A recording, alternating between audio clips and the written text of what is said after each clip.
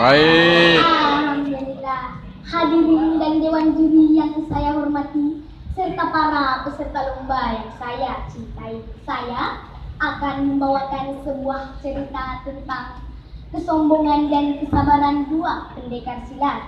Teman-teman, mau tahu tidak ceritanya? Mau. Mau tahu aja, aku mau tahu banget. Banget. Oke deh, selengkapnya akan saya ceritakan dengan judul Sifat Rendah Hati Mengalahkan Kesombongan Hikayat Penamaan Kampung Jawaya. Cerita ini saya baca dari buku kumpulan cerita rakyat Kabupaten Pangkep yang dikarang oleh Samsul Alam Puan Yondri.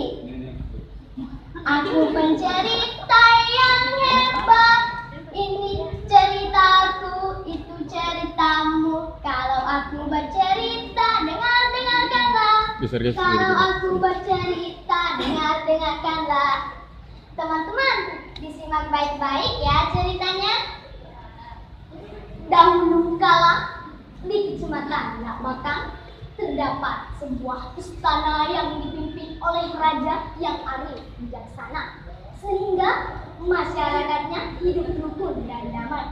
Ialah seorang raja yang diberi gelar Karaeng Lakbakang Kampung Jawaya. Teman-teman, tahu tidak di mana letaknya Kampung Jawaya?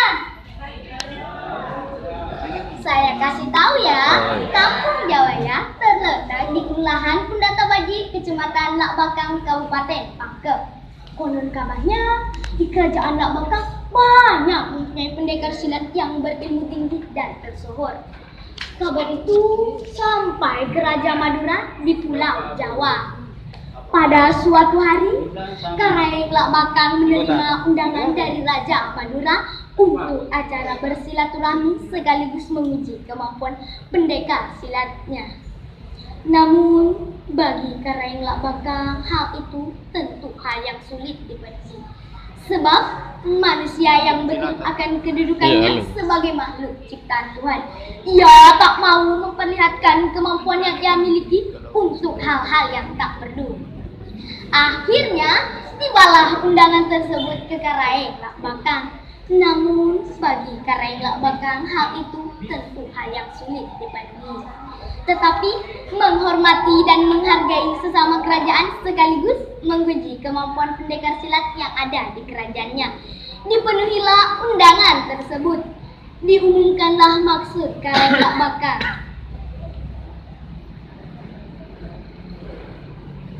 Terima kasih, kalian telah memenuhi undangan saya.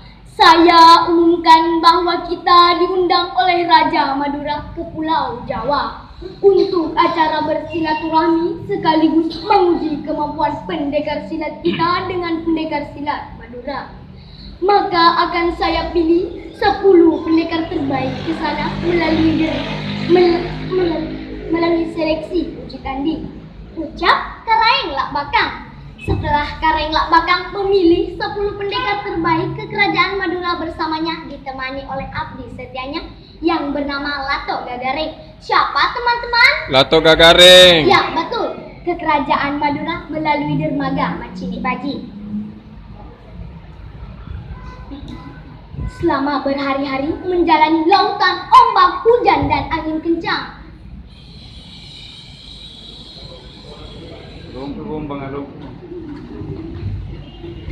Akhirnya, tibalah Karaeng Lakbakang di kerajaan Madura. Selamat datang, wahai saudaraku Karaeng Lakbakang. Bagaimana pelayaran Anda beserta rombongan? Sambut Raja Madura. Alhamdulillah, semua lancar sesuai rencana. Jawab Karaeng Lakbakang. Kalau begitu, silakan saudaraku beristirahat beserta para rombongannya. Tentu tuanku sangat lelah setelah menjalani perjalanan berhari-hari. Sedangkan perahu tuan biarkan kami yang urus, kata Raja Madura. Terima kasih, wahai saudaraku, jawab Karaeng Lakbakang. Setelah Karaeng Lakbakang beristirahat beserta para rombongannya, kondisi Karaeng Lakbakang pun segar kembali. Acara silaturahmi tersebut dijadikan ajang oleh masing-masing kerajaan untuk memperkenalkan pendekarnya yang akan bertarung nanti. Saudara-saudara, kita berkumpul di dalam istana untuk memperkenalkan para pendekar kita yang akan bertarung nanti. Perlu pula diketahui bahwa pertarungan ini bukanlah pertarungan antara dua kerajaan, melainkan pertarungan antara persahabatan dua kerajaan. Tidak boleh saling membunuh. Saya ulangi, tidak boleh saling membunuh. Kalau begitu, silahkan Karang Lak Bakang memperkenalkan para pendekarnya yang akan bertarung nanti. Ucap Raja Madura. Setelah Karang Lak Bakang memperkenalkan satu persatu pendekarnya yang akan bertarung nanti, dilanjutkanlah oleh Raja Madura. Raja Madura hanya mengeluarkan satu pendekarnya yang memiliki badan kekar serta otot yang besar. Warna rambutnya hitam dan sedikit keunguan, sehingga Karang Lak Bakang menjulukinya Barumuna Buta Jawa, yang artinya pendekar dari Jawa. Karang Lak Bakang beserta rombongannya sangat terkejut karena Raja Madura hanya mengeluarkan satu pendekarnya yang akan melawan 10 pendekar dari Lak Bakang. Sebelum pertandingan dimulai, Raja Madura mengeluarkan sebuah janji apabila Karang Lak Bakang mampu mengalahkan pendekarnya, maka ia bersedia memberikan separuh wilayah kekuasaannya kepada Karang Lak Bakang. Gong pertandingan pun dibunyikan oleh hulu palang kerajaan. Pertandingan dimulai.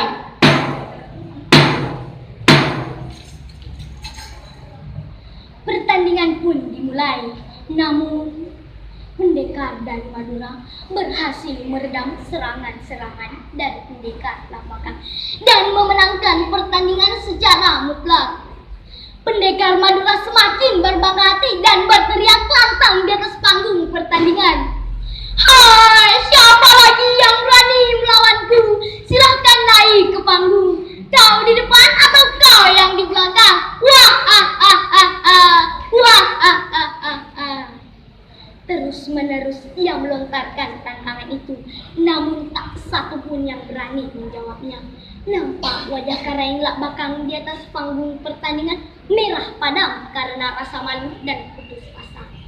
Mengetahui rajanya dipermalukan, sang abdi setianya bersimpuh di hadapannya dengan penuh harap.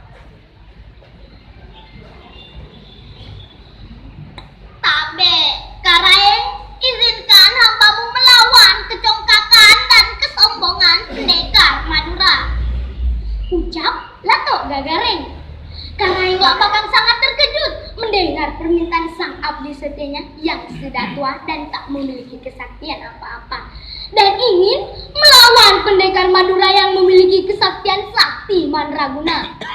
Sebenarnya Karang Lak Bakang berat hati untuk memenuhi undangan tersebut. Namun sang abdi setianya terus mendesak dan pada akhirnya dikabulkanlah permintaannya. Seketika hening, ketika sosok Latok Gagareng melangkahkan kakinya ke panggung pertandingan, ia dibentak oleh pendekar Madura. Hai tua bangka, beraninya kau melawanku?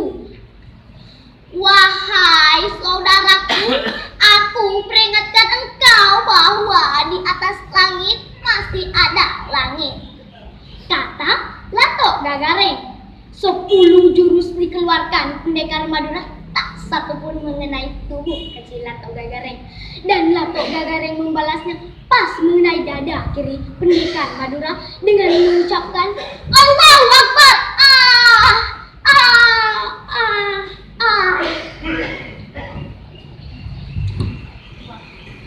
Kak dek sejaria matemu manapi andromu nanya sakpemu, yang artinya jika boleh saling membunuh, melahirkan ibumu baru ada gantimu.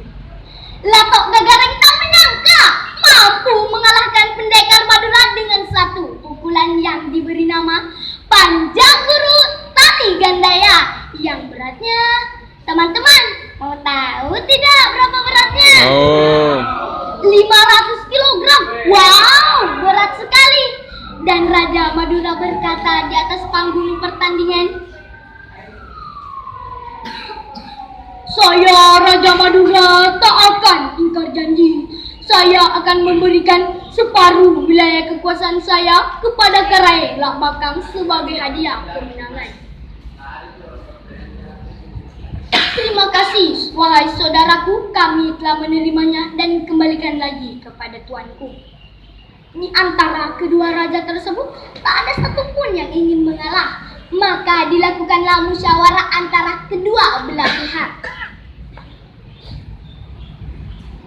"Kalau begitu, kau bawa saja tanah dari kerajaanku ini dengan sebuah kendi ini, dan bawalah ke kerajaanmu sebagai simbol pemersatuan kerajaan kita dengan kerajaanmu." "Terima kasih, kami menerimanya dengan senang hati. Sesampainya saya di Lak Bakang, saya akan melemparkan kendi ini. Dan di mana kendi ini jatuh, nama kampung itu Kampung Jawaya." Akhirnya tibalah Karai Lak Bakang di kerajaannya. Dilemparkanlah kendi yang dibawanya dari kerajaan Madura, dan kendi itu jatuh di Kelurahan Kundatabaji, Kecamatan Lak Bakang, Kabupaten Pangkep, dan menjadi simbol pemersatuan antara kerajaan Lak Bakang dengan kerajaan Madura, sekaligus menjadi asal muasal Kampung Jawaya. Nah teman-teman, dari cerita ini kita dapat mengambil hikmah bahwa sifat rendah hati dijuai iman dan takwa kepada Allah Subhanahu wa Ta'ala dapat mengalahkan kesombongan dan kecongkakan. Sekian dari cerita saya, semoga bermanfaat. Saya Nurul Arika, mohon undur